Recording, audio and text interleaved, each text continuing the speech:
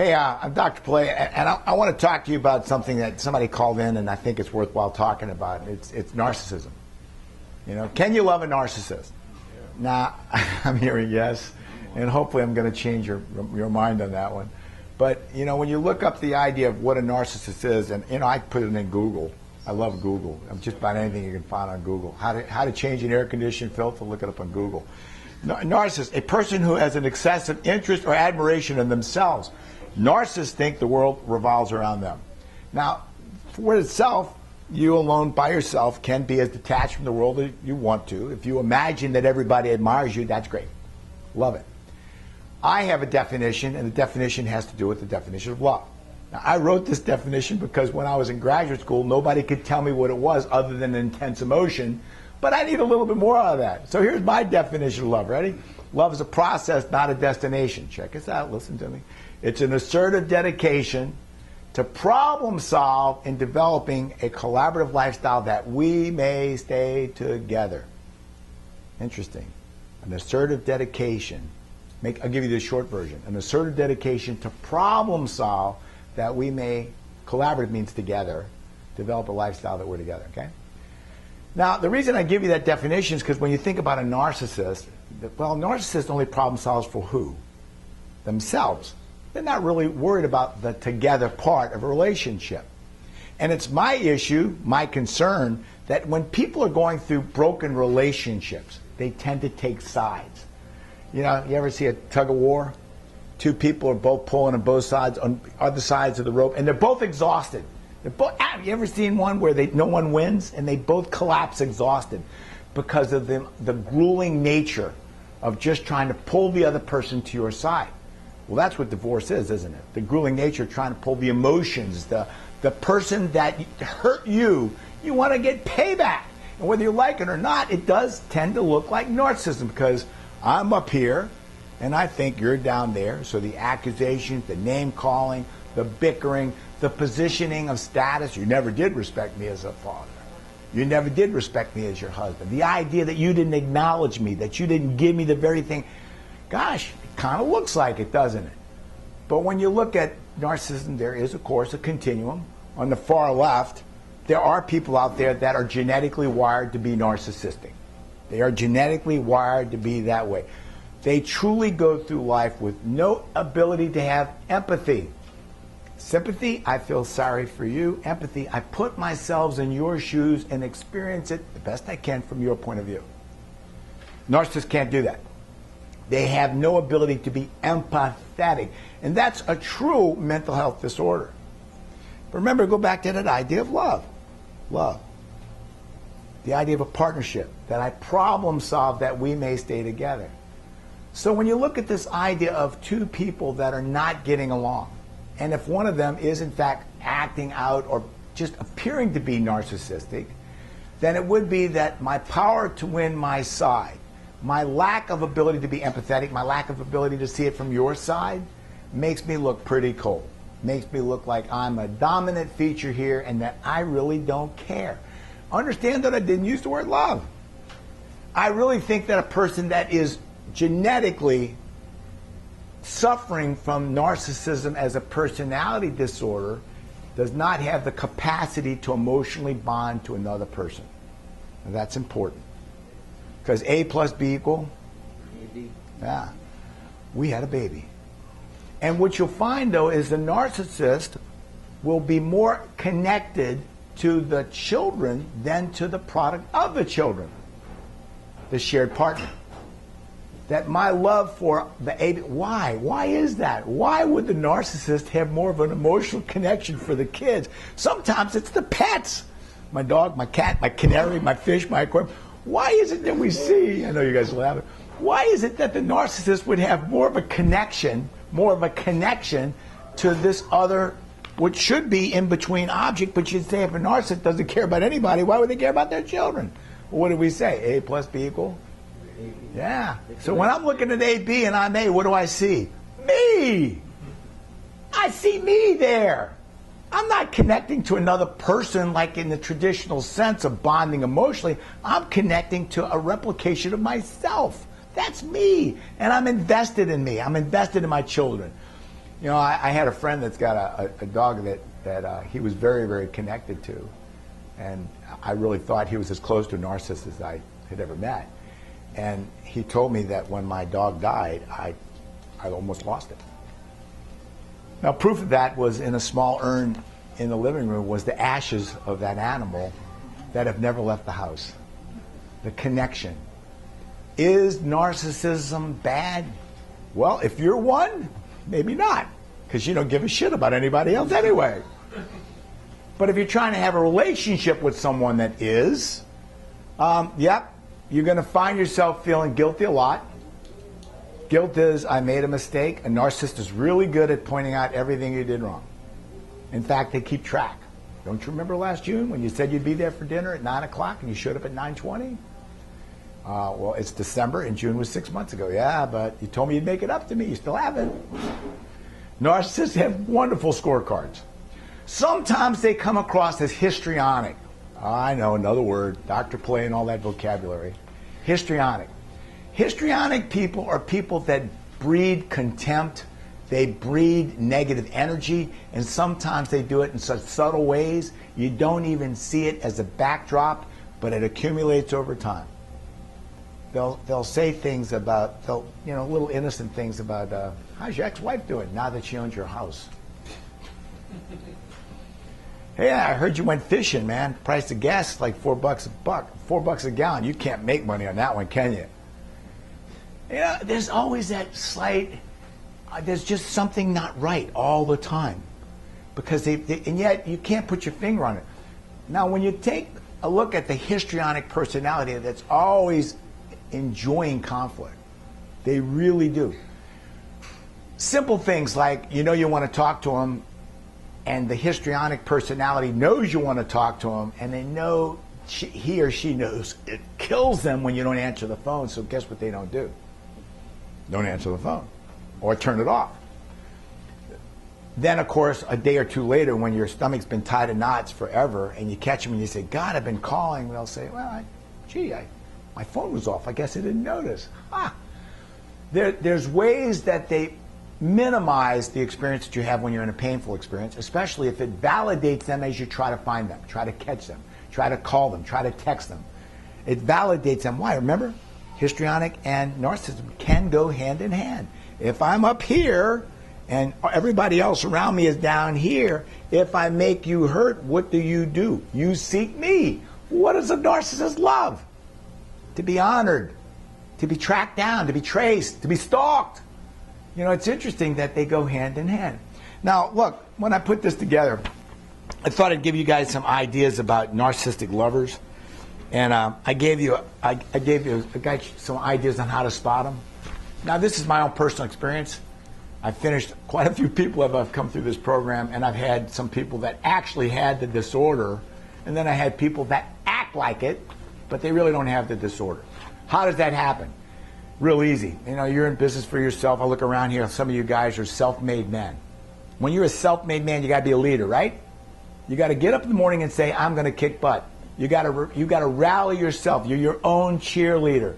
And as you push forward with optimism doesn't guarantee success, but pessimism guarantees failure. As you push forward to do everything you can do to put your business cards out there, to get advertisements out there, to convince people to buy your services, buy whatever you got, your trade, your specialty, you look kind of like a narcissist, don't it? Society actually breeds in us a certain degree of personality traits. That's what it takes to get ahead. So it's quite possible that because you've been successful and because life is working for you, I think when I was in high school, I still remember this notion that, you did really good if you could, date the prom queen. Everyone's after the best looking girl or the most attractive girl or the most seductive girl. But the idea that we are always trying to push the leading edge to get ahead because that's what we're taught to do, it is quite possible that you can have narcissistic-like personality trait that you have developed over time because it's worked for you to be successful, but not have the disorder. Not have the disorder. One test, if you will, if you want to ask yourself, am I that way? I'm going to tell you, the best thing to do is, can you put yourself in the shoes of those you love and see yourself from their point of view? If you have a friend that's hurting and you take the time to talk to them and you can have the ability, the compassion, the ability to talk to them in such a way that you really can, oh man, that's awful. And really sense that. Now understand it's a cultivated art form.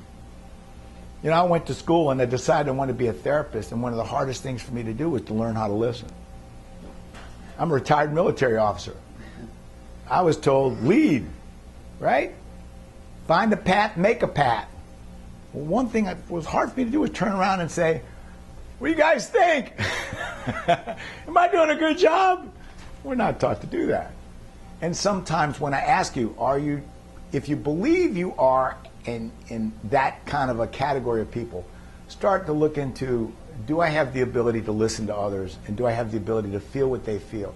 Understand, if you will, understanding is mandatory, agreeing is optional. The ability to understand what someone is experiencing is all I'm looking for. Narcissists can't do that. They really can't.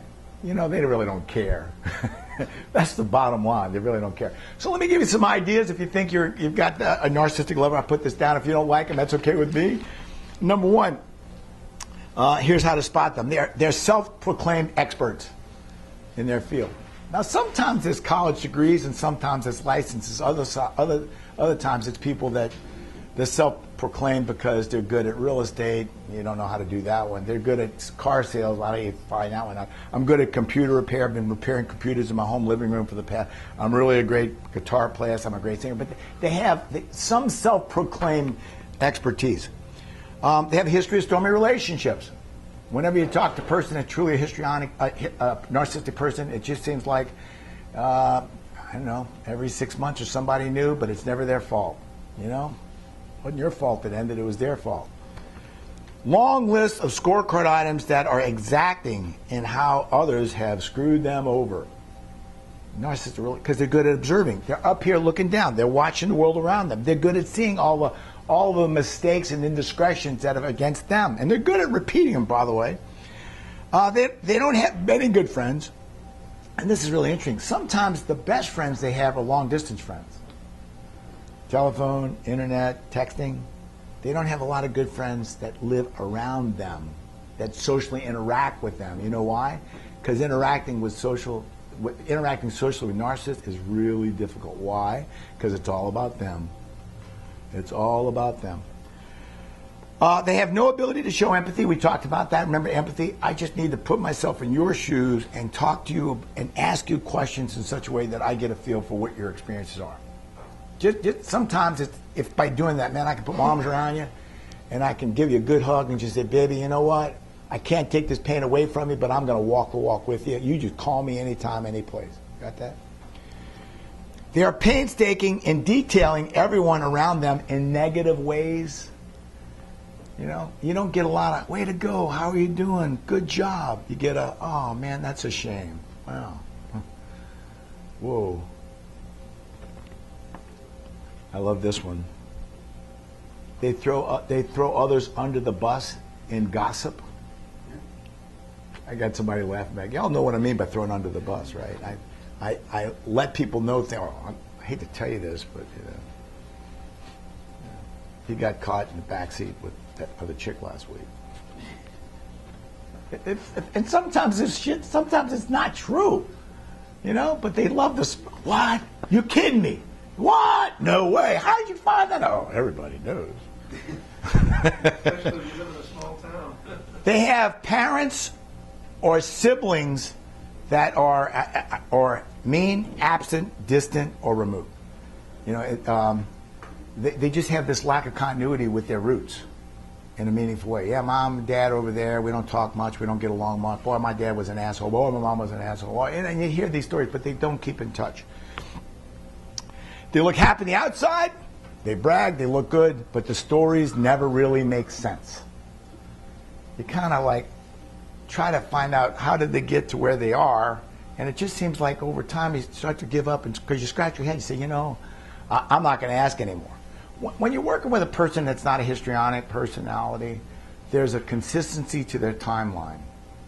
You know, where were you last year? And this is what I did. And the year before, and the year before. Histrionic personalities, they compartmentize. And let me explain what I mean. If I get to know you and you're good friends and we call and chat, I don't tell you about my friendship with him. And then if you and I talk and chat, I really don't tell you about my friendship with him.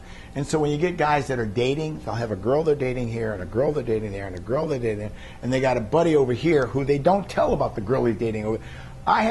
This is a few years ago, a very good friend of mine, and you know what? Just because you're histrionic doesn't mean you're demonic.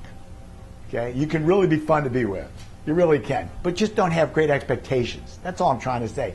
Very good friend of mine calls me, and I think we're going to his house for a private party because he invited me and Carrie to come over. Come on, we got dinner. We're going to have a ball, Gordon. We'll have so much fun. And as Carrie and I are pulling up, there's cars everywhere. And it was a full-blown party. And apparently to everybody, hey, come over to the house. Like, yeah, I'm going to have dinner. We have a nice, great dinner. But never said anything about anybody else. And did that to everybody. And as I'm meeting people there, they're all saying, they all have the same thought. He said, I didn't know there was going to be a party. I thought it was just us. And I knew some of the other people there. And we were kind of chuckling and laughing because, yeah, that's that personality. You know, doesn't share information. They always have a gameplay that they're working on. Do you know what I mean? They always got something that, yeah, you know what? I'm enrolling in this program. It's my first semester, and it's going to be 3 hard semesters or 3 hard years. But or I'm about to finish, and I got this job over here. I know exactly what I'm looking for. And I got one last issue, and that is kind of a humorous thing. But I've been going to school all my life. Now, as a military person, whenever you're on active duty, they'll pay for your tuition, and they don't care. I hate to say that, but as long as I'm going to school, I've accumulated 3 master's degrees from big universities because every time I had an assignment, I mean, when you're military and you arrive at MacDill Air Force Base, Tampa, you don't know anybody. And you're stuck out there at the base. Going to school at nighttime gives you something to do. It sounds crazy. People look at my feet and say, oh my God, you're educated. No, I was bored.